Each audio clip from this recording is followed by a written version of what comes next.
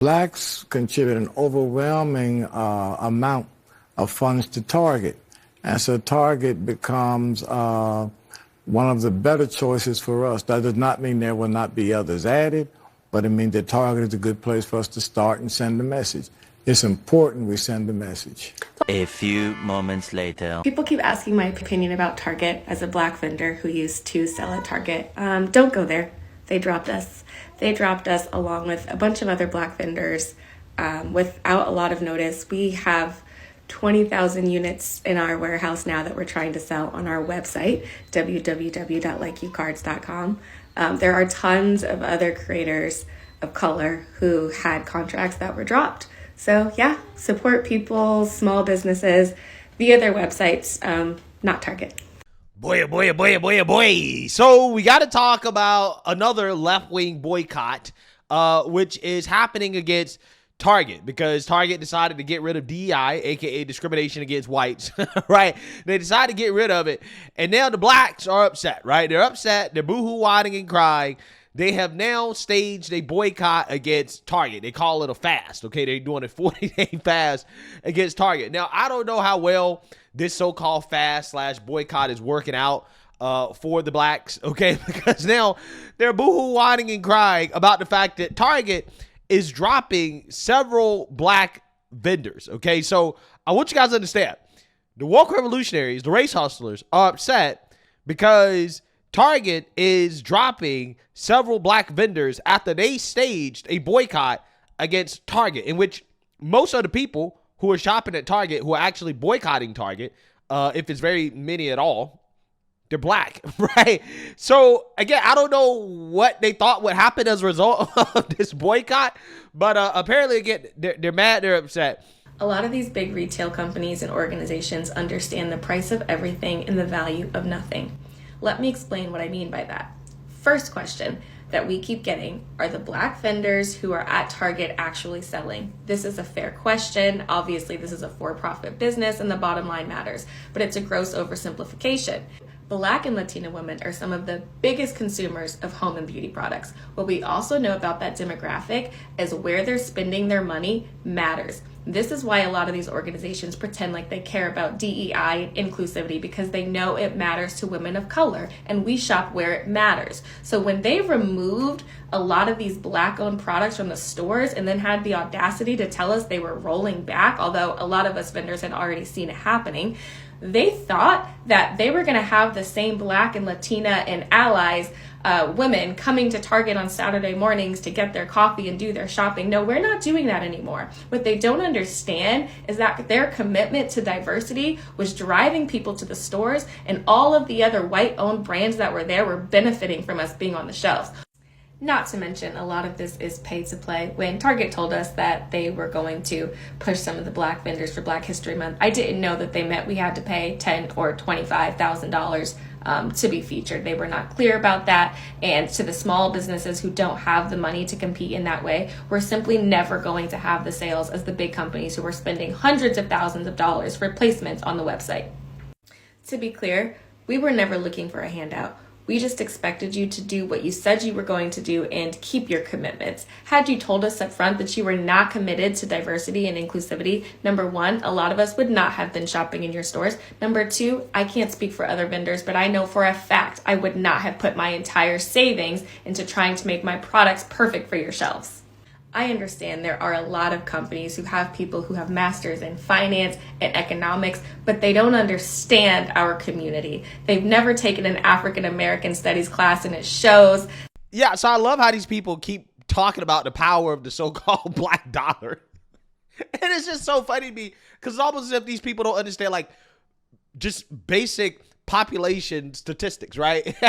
Which is that black people are only 13% of the population, right? Black women are only, 6 to 7% max of the population? And these are the same people who always complain about how whites got all the wealth.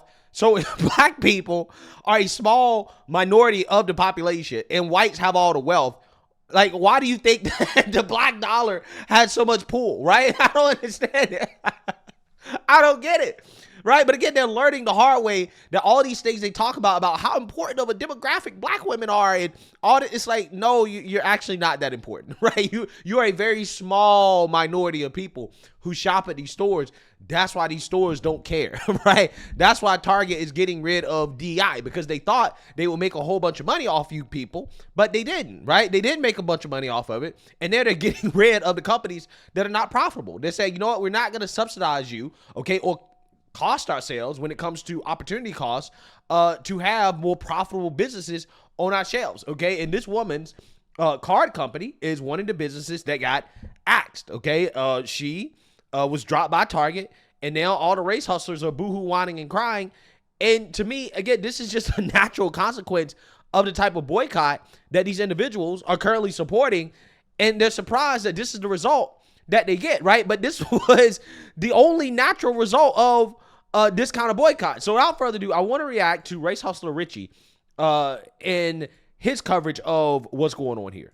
There's an opportunity even when someone, or in this case, some company, tries to take opportunity away. Earlier this week, TikTok user Kiara Imani took to the platform to urge her followers to not shop at Target after the retail giant dropped its contract with Like You Cards, a conversation starter card game for parents, kids, and friends. She said Like You Cards was among several black vendors that Target pulled from its shelves.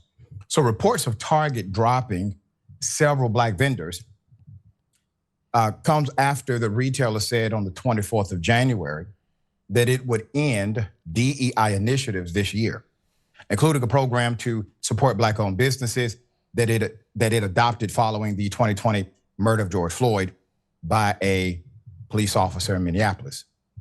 Target joined Walmart, Amazon.com, and several other prominent companies to scale back such initiatives, which have been attacked by many conservatives, including the current president, Donald Trump. So while some black entrepreneurs, like Tabitha Brown, have urged customers to keep shopping from small and minority business vendors at Target, many others are directing shoppers to boycott Target over its attack on DEI. There are several ongoing Target boycotts, including a 40-day fast started by my dear friend and guest of this program a few days ago, Dr. Jamal Bryant. Last week, we spoke to Pastor Bryant about the boycott. Here it is. Target is first and not only. They are first and not last. This generation, regrettably, doesn't have any wins. They only have settlements. So I didn't want to go after all of them. I wanted one at a time.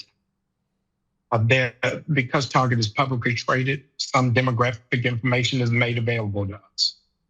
Rashad, I am appalled that Black people spend $12 million a day at Target. Wow. 12 million a day. Yeah, but again, see, what they don't understand is that that's a drop in a bucket, right? In the grand scheme of what Target takes in per day, which is $294 million, when you talk about 12 million, that's only 4% of revenues. Only 4%, which is less than the black population as a whole, right? So black people disproportionately do not benefit Target, right? In regards to the revenues, right? The people who are supporting Target, black people disproportionately are not supporting Target as much as other demographics, right? Again, this is the type of data they don't want to acknowledge. They keep tossing out these big numbers. Oh, black people spend 12 million a day at Target. We can hit them where it hurts. And when you actually look deeper into it, you're like, wait, hold on now. That's only 4%. Black people are 12 to 13% of the U.S. population as a whole. But only 4% of Target's revenues come from black folks. That's not their demographic. Like, that's not like Target is not really benefiting that much from the so-called black dollar, right? They don't really got that much pull at Target, right? It's not really a key part of their success. So again, this isn't really hurting Target that much. And also on top of that, there are not that many people actually doing this boycott, right? Let's be real. And the people who are boycotting Target, okay, these are the conscious black bourgeoisie individuals, the people that are doing this. Who are they hurting, right? They're not actually really hurting Target because, again, they don't really make up that much of Target's revenue, but they probably do make up a good amount of the revenue of the so-called black-owned businesses that they are boycotting Target to support. Which, again, by the way, right, just in case you guys haven't figured out yet, this doesn't seem to actually be working out the way that they thought it would work out. Because, again, Target is now dropping these black vendors despite the boycotts, right? Because now the boycotts have basically led to these companies, which, again, the people that actually buy these products, again, it's not the whites, right? It's not the whites, it's the blacks. If these black individuals aren't shopping at Target, then these black businesses are hurt the most. So it just makes it so Target is incentivized even further to drop these businesses because they're not profitable, right? The company can't make money off of these black-owned businesses, at least compared to alternatives that they have, right? I'm not saying they don't make any money at all, but again, compared to alternatives that could be on the shelf, okay, there's limited shelf space. Yeah, Target has said, okay, well, these people aren't shopping here anymore, then we don't need to carry these products because they aren't selling. They weren't selling before, right? And they especially aren't selling now. They have even more reason to drop the products. So now who's been hurt are the black vendors, the so-called black businesses that these people claim they support. Again, it's hilarious. Absolutely hilarious. I don't know any black consumer space that is amassing that much capital a day. Secondly, for those of you who don't know, Target is headquartered in Minneapolis, place where George Floyd was publicly lynched and killed. And they, by themselves, publicly lynched. These people are ridiculous, man. They are so ridiculous. Made a commitment to invest $2 billion into black business. It is supposed to be met by December of 2025, when President Trump and co-president Musk went on an attack against DEI, and they withdrew that commitment when the commitment was not built under DEI or affirmative action. So to dishonor the family of George Floyd and the community is unconscionable.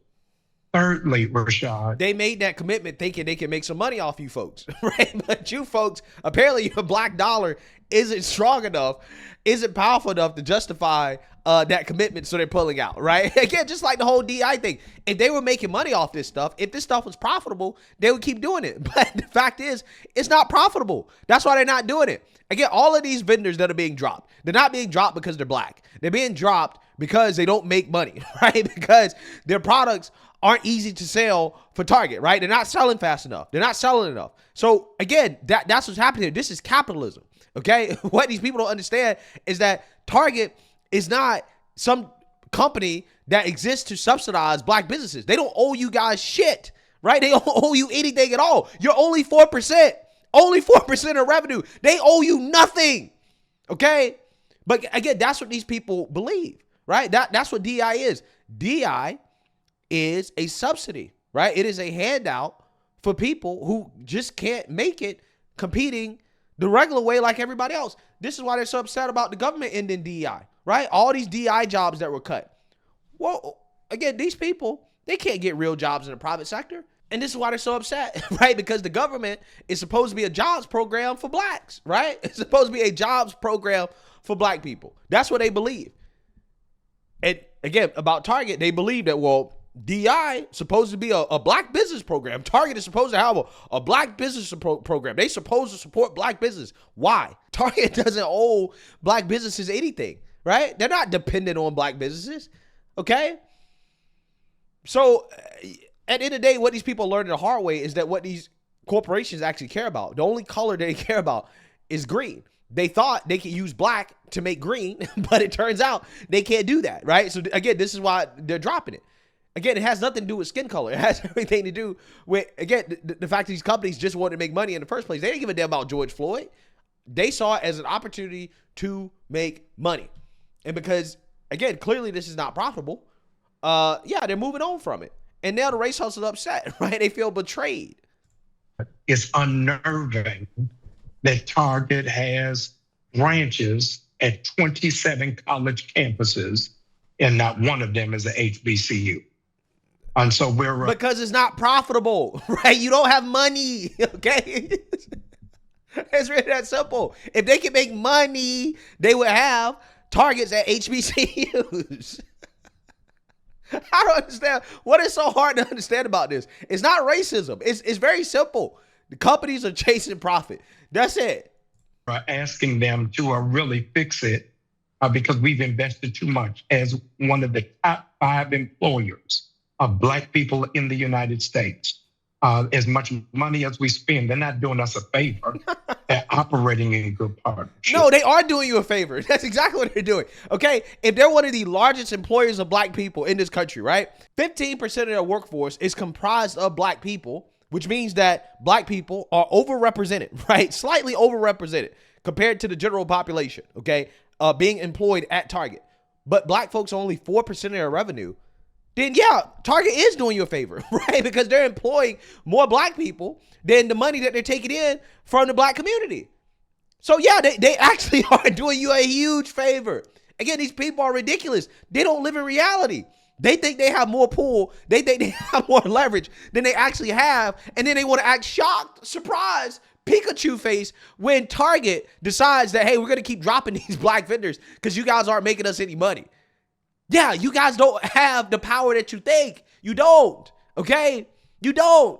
That's why it just blows my mind every time I hear these Roland Martin people, the Jamal Bryants, the black dollar. And it's like, bro, you are delusional, right? You don't understand how business works. You don't understand, okay? You don't have the leverage that you think you have, okay? I don't understand. I really don't. These people should be pro-life, okay? If these people were actually ideologically consistent, they would be pro-life. If they were actually so-called pro-Black, they would not be supporting abortion.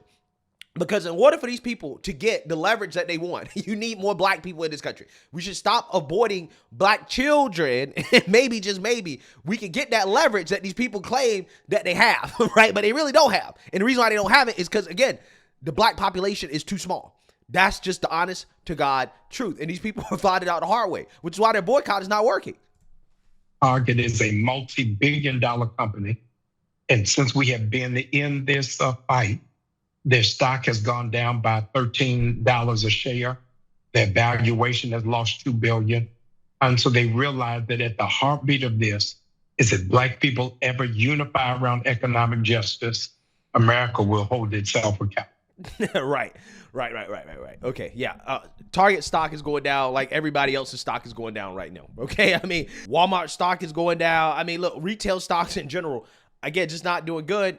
Residuals of Biden's economy, but I'm just saying that they think they're doing something. It's like, no, you're not doing anything at all. You're not having the effect that you think you have.